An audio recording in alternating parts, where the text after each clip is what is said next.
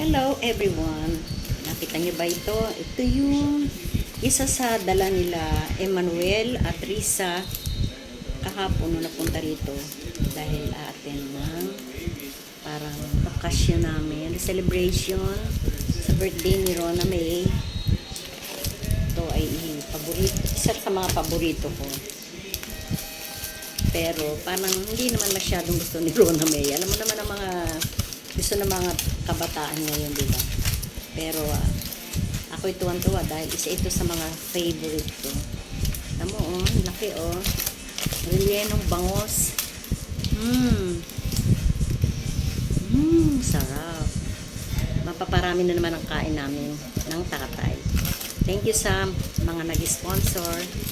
At masaya naman ako at nakita-kita ulit tayo. Risa, MM, Kuya Bonbon, Ate Misa, kahapon. Sa uulitin uli, magkikita natin.